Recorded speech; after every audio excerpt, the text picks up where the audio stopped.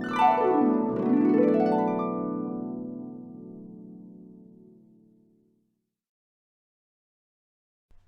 and welcome to Philosophy Vibe, the channel where we discuss and debate different philosophical ideas. Today we're going to look into the works of the philosopher Jean-Paul Sartre and his ideas around existentialism and the anguish of freedom. Fascinating. Firstly, a bit of background around existentialism. Now, existentialism was a philosophical thought that became very popular in Europe within the 20th century. Although there were quite a few philosophers who contributed to this line of thought, such as Nietzsche or Kierkegaard, Sartre really brought existentialism under the spotlight and shaped it into a defining theory. The central core principle of existentialism is that existence precedes essence. What does that mean? In short, it means we define our own essence. We exist first, then we develop who we are. I'm not sure I understand. Okay, the essence is the fundamental thing that makes something what it is. It is the defining attribute or characteristic. Let's take a chair. There are millions of different types of chairs in existence, each one completely different to the other. Yet, there is something within each of those chairs that makes them chairs. This is because each one has the essence of a chair. It possesses the defining attributes that make it a chair, namely legs, a seat, and a structure enabling people to sit on it. This is the essence of a chair. I see. Now, philosophers up until the 20th century followed what is known as essentialism, dating right back to the ancient Greek thought that each person has their own innate essence that makes them who they are. So you, John, you have an essence that makes you you. This essence is innate. It preceded you. You were born with this essence already programmed. The fundamental essence of John, what makes John John, was an attribute determined, something you had no part or choice in. Right. Now here is where the existentialists fundamentally disagree with the essentialists. As I said, the core principle of existentialism is that existence precedes essence. We are born. We exist first. Then we develop our essence. Sartre famously said, "What do we mean by saying that existence precedes essence? We mean that man first of all exists, encounters himself, surges up in the world and defines himself afterward. If man, as the existentialist conceives him, is indefinable, it is because at first he is nothing.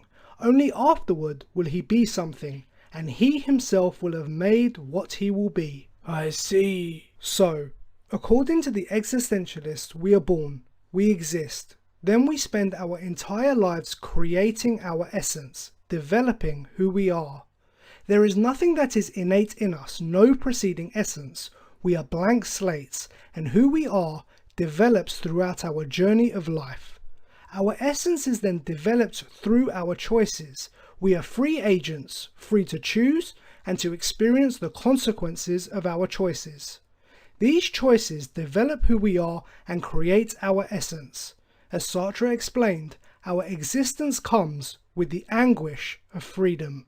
Anguish of freedom. Sartre makes freedom sound like a painful, negative thing. Well, to a certain extent it is. Understand, Sartre was an atheist. He rejected the notion of God. Now this effectively meant we were not created for a specific purpose. We are not guided in our choices. Our lives were not planned or determined. We are thrown into life against our will, as none of us choose to be born. So once we are thrown into this world, we eventually gain self-awareness, and we have to make our choices. With no essence, no purpose, and no innate meaning, we have to create all these things for ourselves through our free choices. We are responsible for what we become. We are responsible for our essence and for our purpose. We cannot use the excuse that it is just part of our nature or this is what God or the universe wanted. We bear the complete responsibility for our existence and our meaning. Right. This is a huge responsibility, and when we realize and accept that we are doomed to bear this responsibility, we feel the anxiety, we feel the anguish. You were not created with an essence or with a purpose. You were thrown into this world and you have to develop it all from your free choices. You are responsible for your life, and in fact, Sartre would say your choices are responsible for all of mankind. When you exercise your freedom, you are choosing for all mankind. You are telling the world that this is how you think man should exercise their freedom. All of this responsibility, this is the anguish of freedom. Interesting. But is it really the case that we all have freedom all the time? I can easily think of situations where one would not actually have any choices. Really? Well, yes. Consider a prisoner, captured and locked in a cell. They have no freedom, they have no choices. How can they develop their essence if they have no choice? But they do have choices. When Sartre is talking about freedom, he does not mean that unlimited choices are available to every person at every moment in time, but rather there is a choice to make, and we must then deal with the consequences of that choice. And then we are faced with new choices, and we must choose, and we must deal with the consequences of those choices, and so on and so on. Even not choosing is a choice. You are choosing not to choose. Okay. So in the case of the prisoner, they still have a choice. They can choose to remain imprisoned and hate it. They can choose to remain imprisoned and embrace it. They can choose to try and escape, or they can choose to end it all. Either way, there are choices, and the free human must choose and must deal with the consequences of their choice. As Sartre explained, those who live not knowing of their freedom and their choices are living in bad faith. Those who claim they must do something, they have to live a certain way, or things have to be a certain way, or that there are no options or choices, this is bad faith.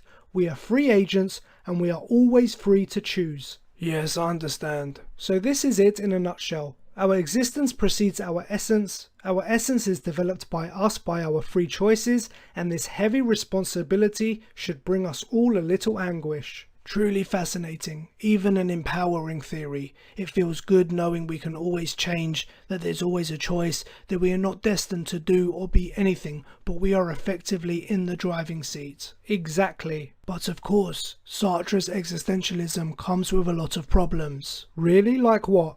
I would like to ask, how free are we really? And I would like to challenge the existentialist principle that existence precedes essence. Okay, go ahead. Consider this. You are born. You do not choose the time period you are born in, the parents you are born to, the country you are born in, the socio-economic background you are born in. You do not choose how tall you will be, how beautiful you will be, how strong you will be, if you will have severe deformities or health issues. All of these factors will play a part in how you develop. They will mold you, they will shape you, they will develop you, and you will go on to make your choices based on the molding of these factors.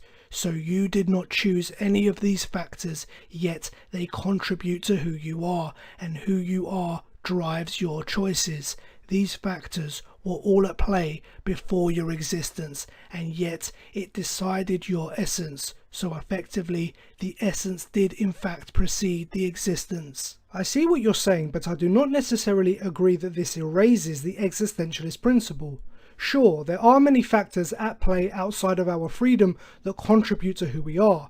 You can even say the fact that we are human beings comes with biologically innate characteristics. And Sartre agrees, even though our birth and upbringing is out of our control, ultimately we are self-aware.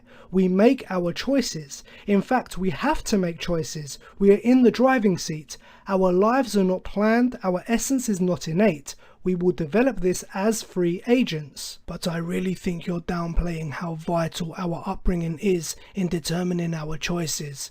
Our core personality traits are determined at such a young age. Some psychologists would even say as young as 3. So, just follow the logic. Upbringing shapes your core personality traits. The core personality traits determines how you choose, and your choices create your essence. So if your upbringing was already at play before your existence, and this directly affects your essence, then essence precedes existence. I think you're missing how much control we actually have over our lives. You're effectively taking a causal determinist point of view. You're saying we do not have any choices. Everything we choose has already been decided based on the upbringing laid out before we entered the world. I fundamentally disagree. Sure, upbringing molds us to a certain extent, but we are still free agents. We are responsible for our choices. There is no one determined path for our lives. It is constantly changing every second based on each conscious choice we make. Okay, leaving causal determinism to one side, is it really accurate to claim that we have no fundamental innate essence? I would disagree with this. Why? To give you an example, I enjoy listening to heavy metal music. Now, I do not ever remember choosing this. I heard some bands and instantly liked the sound. My taste in music added to my development as a person. It added to my essence, yet I did not choose to like it. I just liked it. I see. You also see this with naturally gifted people. There are people who are just amazing at certain instruments or sports or mathematics or whatever. They are referred to as gifted. It was a gift that was given to them. It is part of them. I would say innate. Does this not add to the fact that essence precedes existence? Sure, people are born different. We each have different abilities, but it is how we use our abilities, the choices we make. This determines our essence. I don't know if I agree with that. Maybe it's a combination of both. We have some innate essence combined with free choices, and over time it turns us into our complete versions of ourselves. But I don't feel comfortable in completely following the existential thought that existence precedes essence. Very well. Well, that's all the time we have for now. Thank you for watching. We hope you enjoyed the vibe. And what do you all think? Are you existentialists? Have you developed your own essence through your choices? Are you doomed with the anguish of freedom? Let us know in the comments below. Please like and share the video, it helps us a lot when you do. And if you're enjoying the philosophical debates, please subscribe to the channel. Take care, until next time.